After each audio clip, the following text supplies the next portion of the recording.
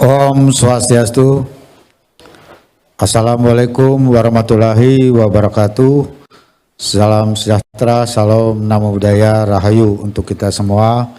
Selamat pagi kawan-kawan media cetak maupun juga media elektronik yang selalu semangat untuk menyuarakan kegiatan yang dilaksanakan oleh gugus tugas dalam kaitan dengan penanganan COVID-19 di Provinsi Bali. Pada hari ini saya perlu menyampaikan himbauan yang baru nomor 215 tahun 2020 dalam rangka menyikapi perkembangan COVID-19 di Provinsi Bali. Saya perlu menyampaikan perkembangan COVID-19 di Provinsi Bali akhir-akhir ini, minggu akhir ini.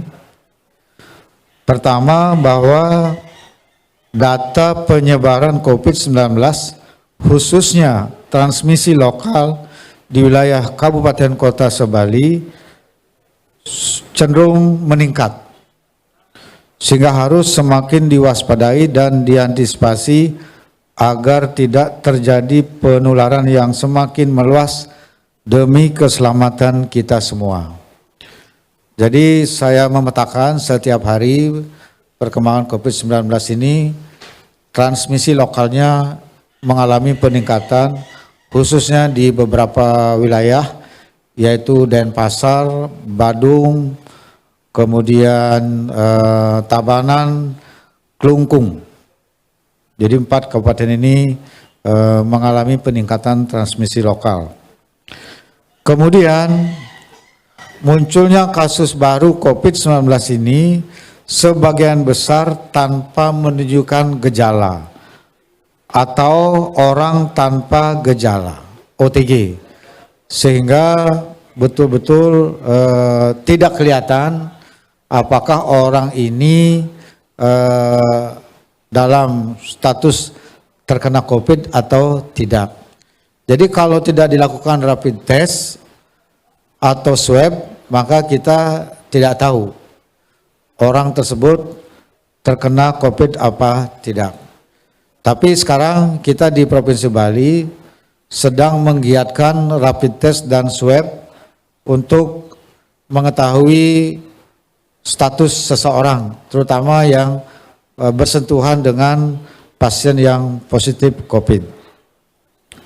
Sehingga kelihatan memang kalau kita aktif melakukan satu upaya rapid test dan swab, itu ketemunya yang positif jadinya meningkat.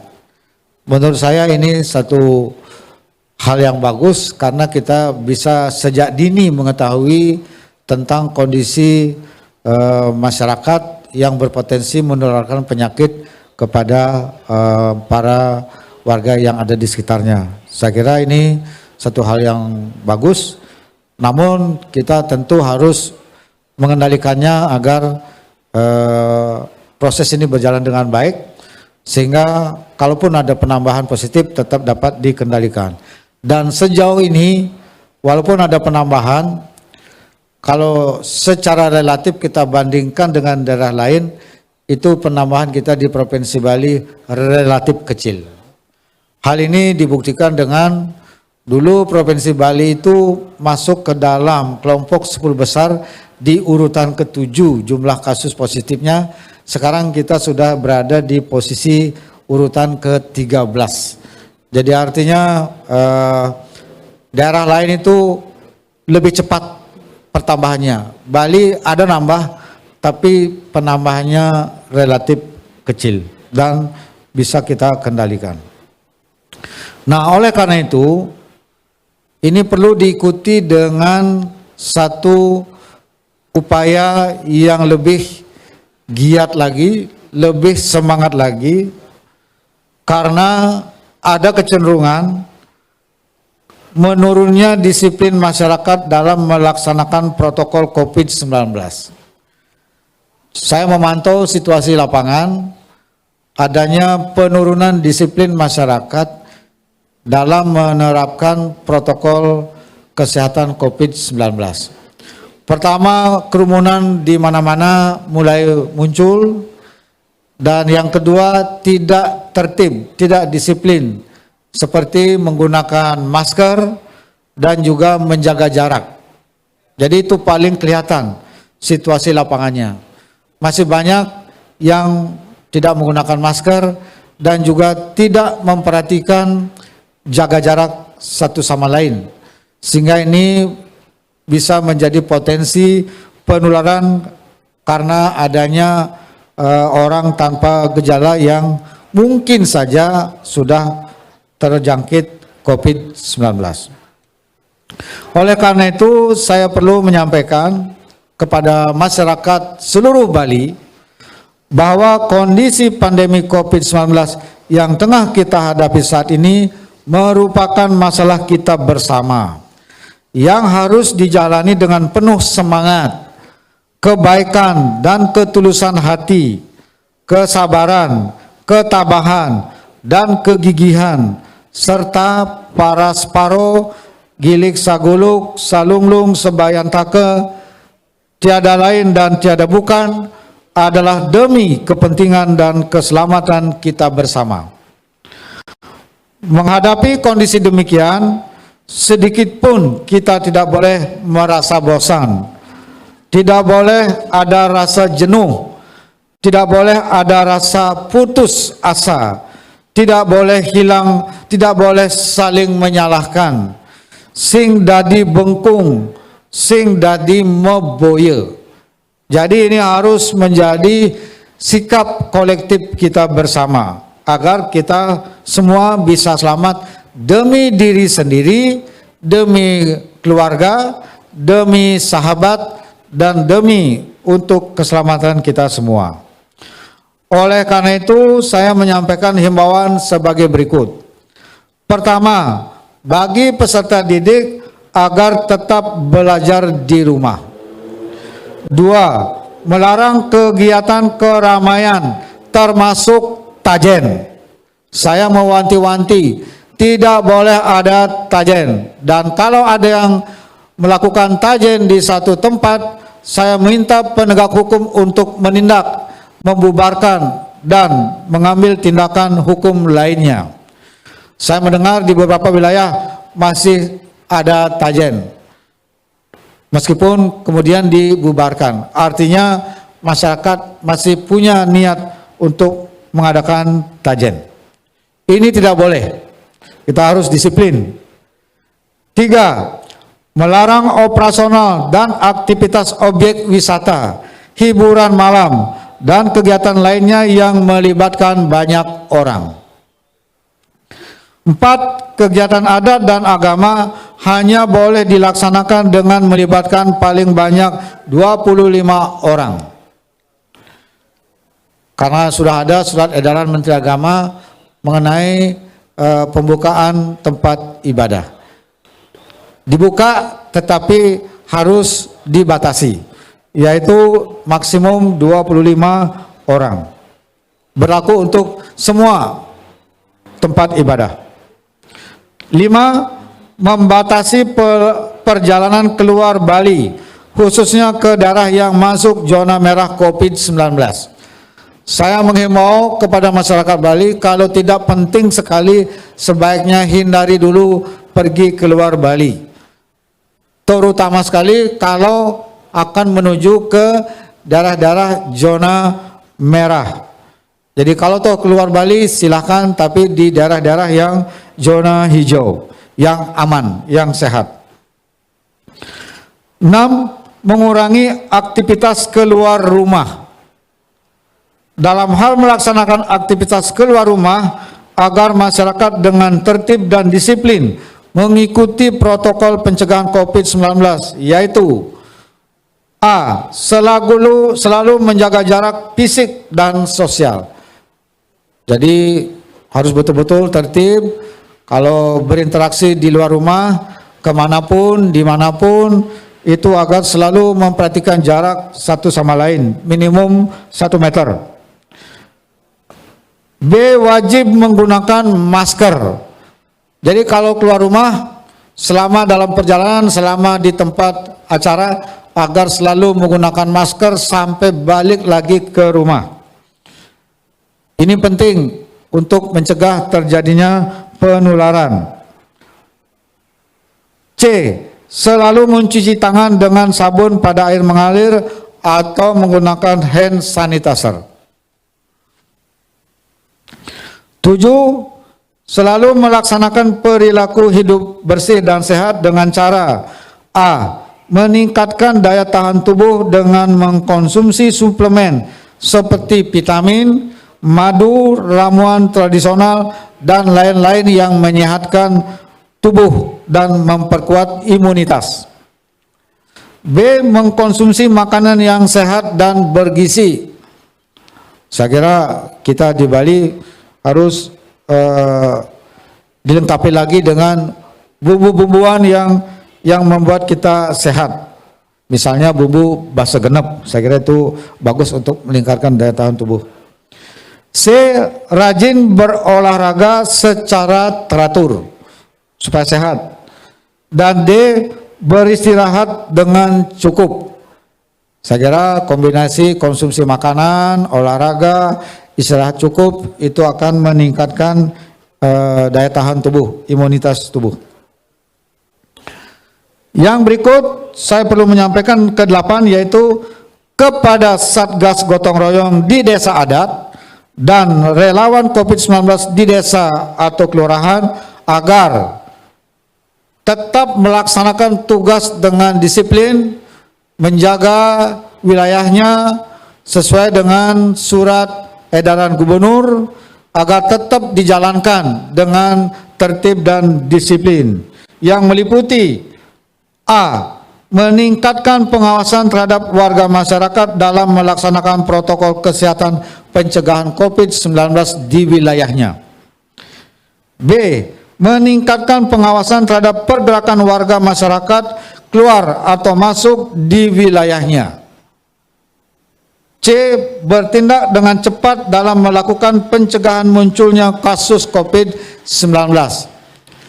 Ini perlu saya mengingatkan kepada Satgas Gotong Royong di desa adat dan relawan desa atau kelurahan bahwa di sejumlah wilayah kabupaten kota di Bali, di beberapa desa itu sudah termasuk kategori merah karena banyak terjadi kasus.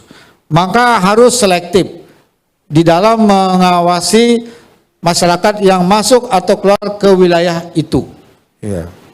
Misalnya di Buleleng, desa Bonalem yang tadinya itu terkena banyak kasus, maka warga di desa Bonalem ini sebaiknya membatasi diri untuk masuk ke desa lain agar tidak menularkan penyakit kepada warga di desa lain.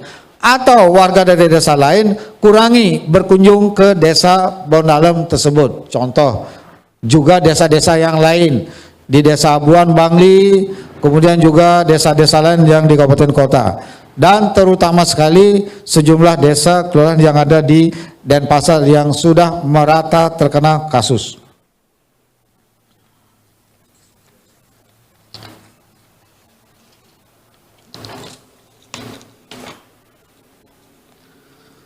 Sembilan, ini saya tujukan kepada Bupati Wali Kota agar A. Lebih tanggap dan cepat melakukan upaya pengendalian penularan COVID-19. Lebih berani, lebih tegas, lebih cepat, dan lebih tanggap di dalam mengendalikan penularan COVID-19 di wilayahnya masing-masing. Saya melihat ada kecenderungan menurun. Dan ini terlihat dari gejala meningkatnya transmisi lokal COVID-19. Ini harus betul-betul menjadi perhatian serius Bupati Wali Kota Sebali. Tidak boleh lengah, tidak boleh rileks, apalagi membiarkan suatu kejadian di wilayahnya.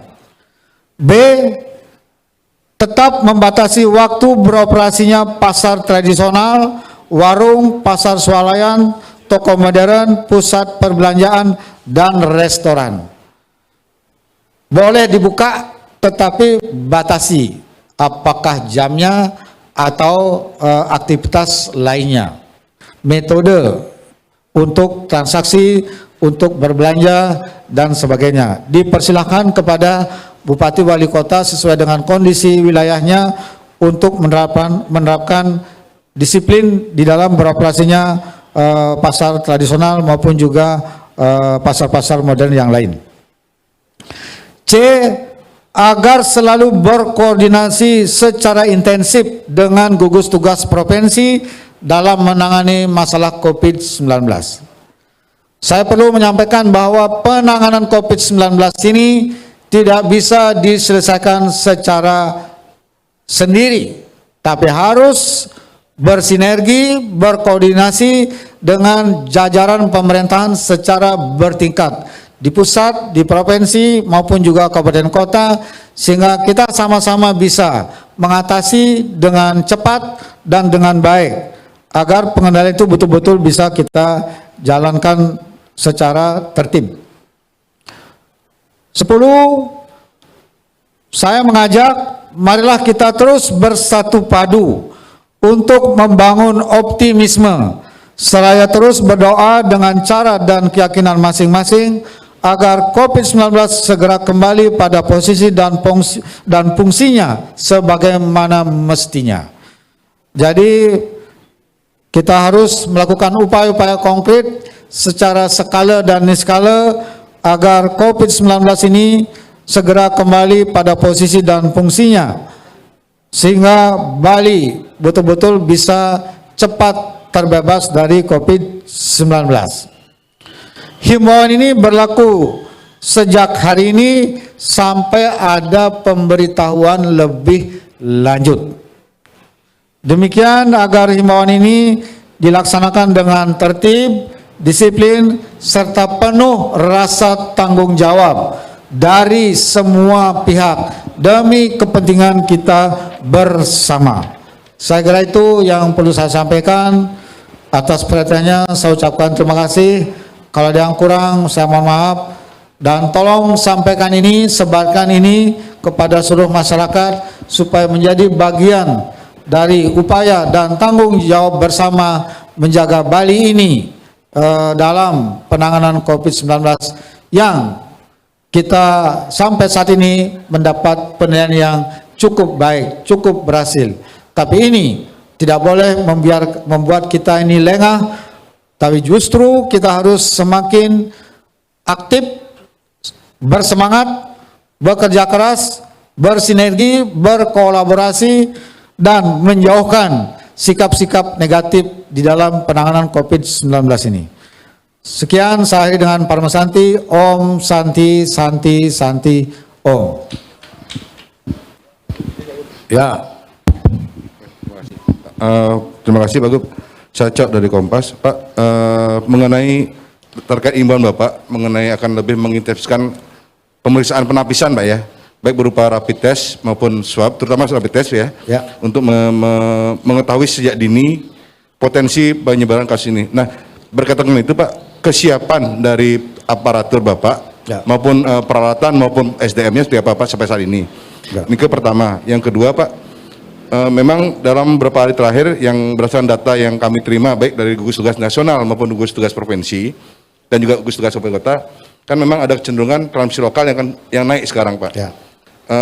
Sabtu lalu ada 33 kasus, itu mayoritas TL. Kemarin juga Pak Sekretariat, artinya kan ini sesuai dengan prediksi awal bahwa setelah PMI kita pulang, hampir pulang semua, ini yang perlu diwaspadai. Bagaimana menurut Bapak sendiri mengenai pendapat mengenai kemungkinan terjadinya gelombang kedua dari pandemi COVID ini akibat mulai adanya kelonggaran aktivitas semua pihak. Bentar itu dua dulu Pak, nanti nyambah. Jadi begini, kita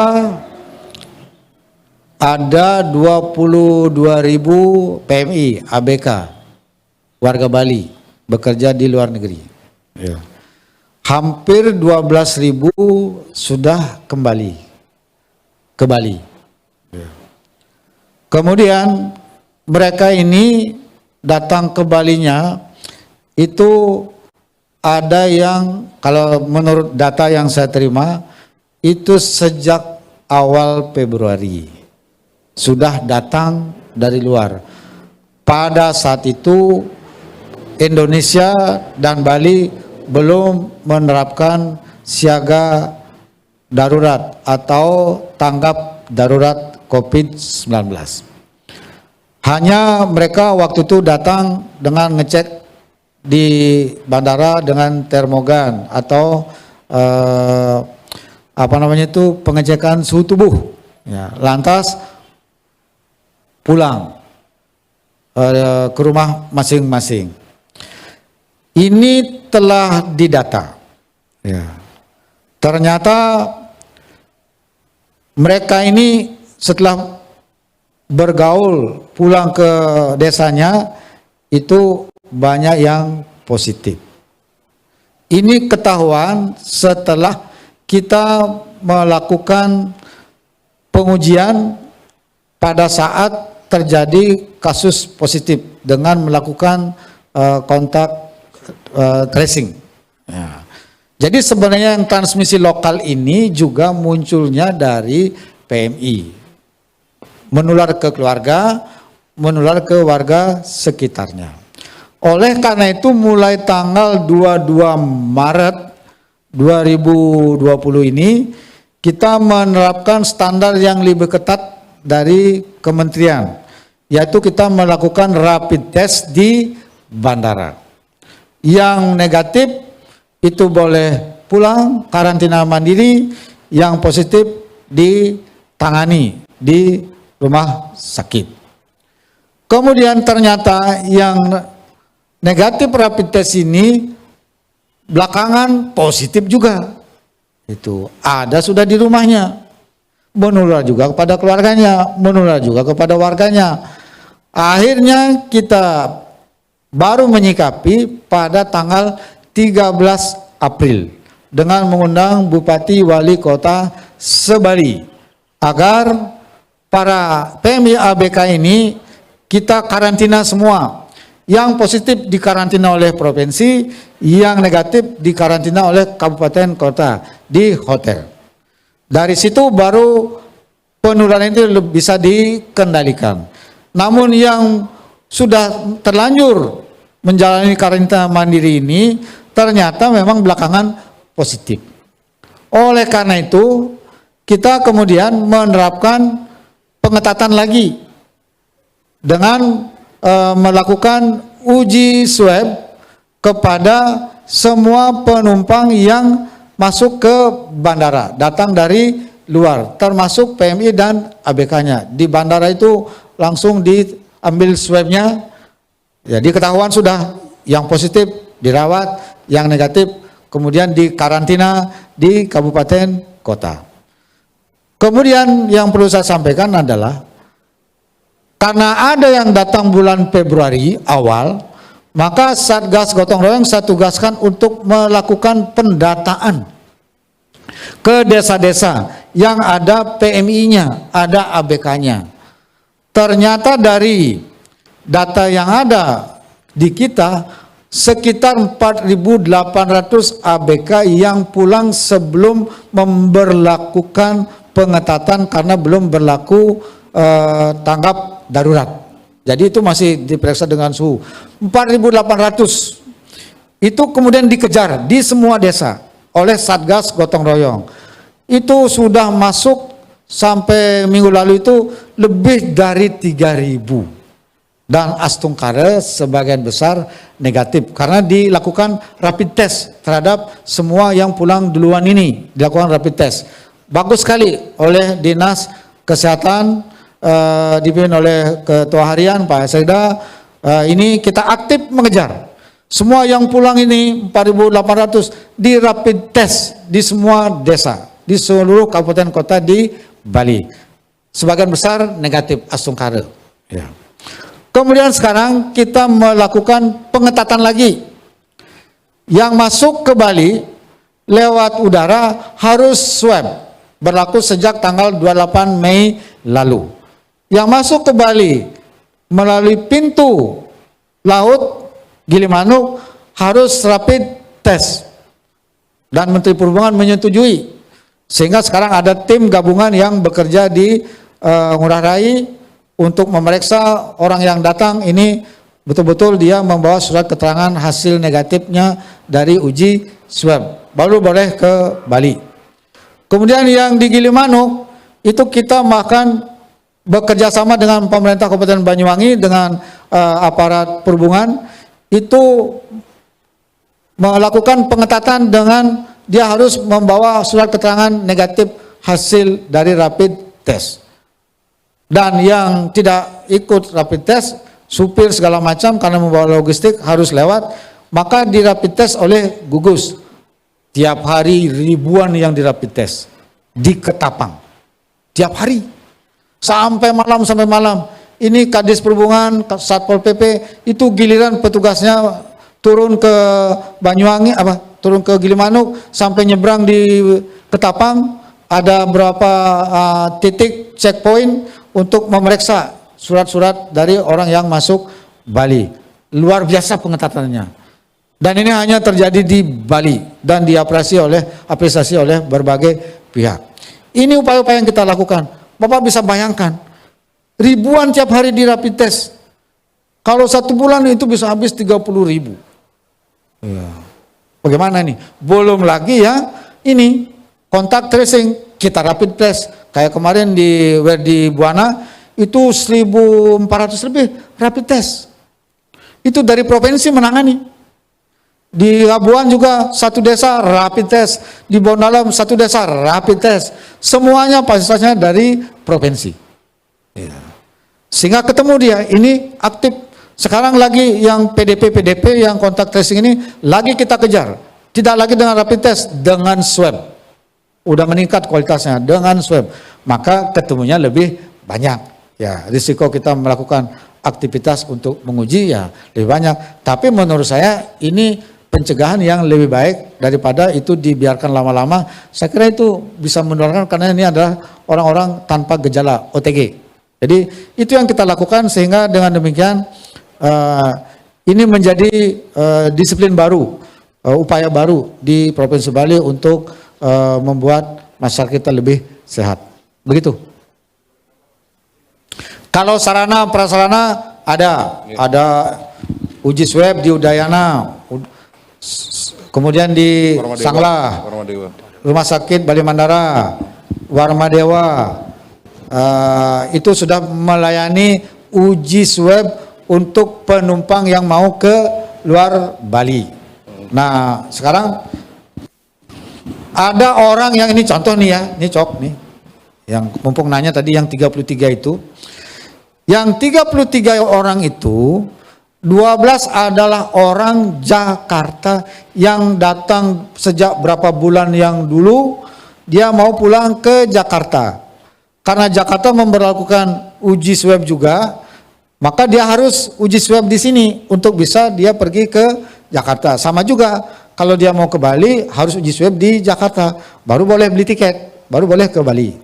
Nah 12 orang itu positif uji swab. Jadi itu adalah bukan warga Bali. Nah, dan juga ada bukan orang Jakarta saja, ada juga dari daerah lainnya. Nah, tapi ini kan prinsip Negara Kesatuan Republik Indonesia, kita harus bekerja secara bergotong royong. Jadi kita lakukan swab di sini, kemudian kalau dia positif dia tidak boleh pergi, lantas dia dirawat di sini dan ditangani oleh gugus tugas provinsi. Jadi itu yang ada. Jadi kalau kawan-kawan mau uji swab sekarang silahkan, itu bisa kita gratisin gitu. Ya. Apa? Kemarin kan baru 3, baru Udayana, Sanglah, sama Warmadewa. Ya. Sekarang tambah dengan Bali Mandara Pak ya? Sedang siapkan Bali Mandara. Oke siap.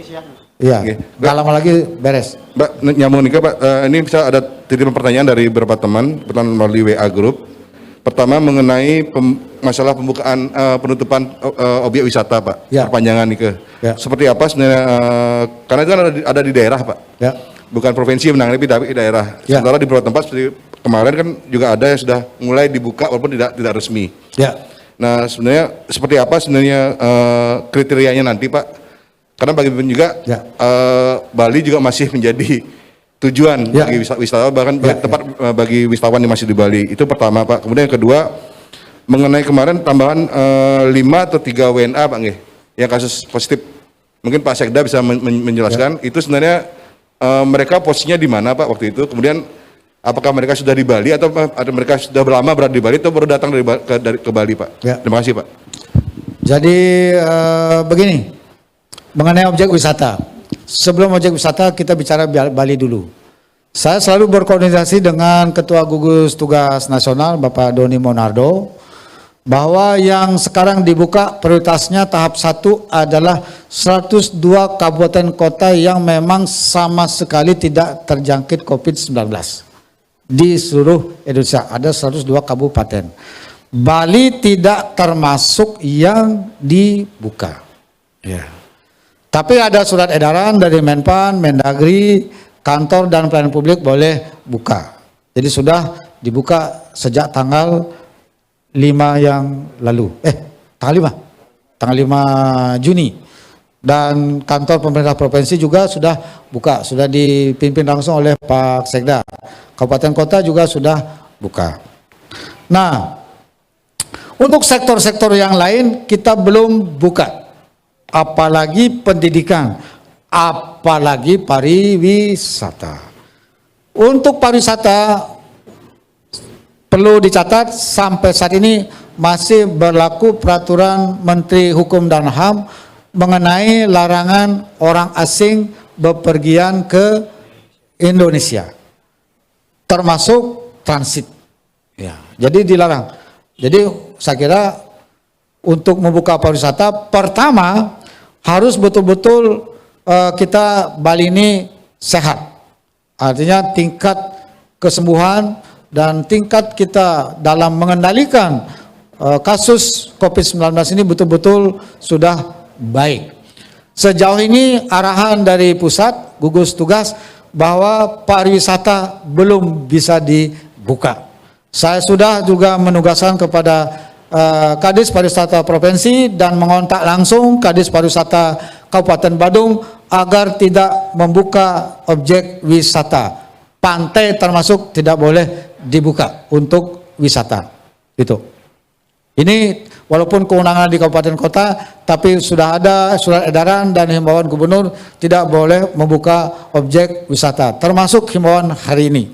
Saya kira kita harus tertib semua. Nanti kalau buka kita akan umumkan setelah mendapatkan arahan dari gugus tugas nasional. Cukup? Apa? Oh, yang WNA? WNA itu semua ada di Bali. Tidak ada WNA baru yang datang ke Bali karena kan tidak boleh. Jadi semua itu memang WNA yang positif-positif itu memang dari jauh sebelumnya sudah berada di Bali. Ya. Jadi ada turis yang belum balik, memang ada yang dia memilih tempat tinggal di Bali gitu.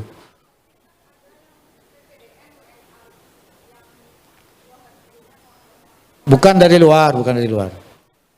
Perjalanan dalam negeri ya. PPDN itu dalam negeri. Perjalanan dalam negeri ya. Ya. Iya kan orang sini ke daerah lain kan juga ada.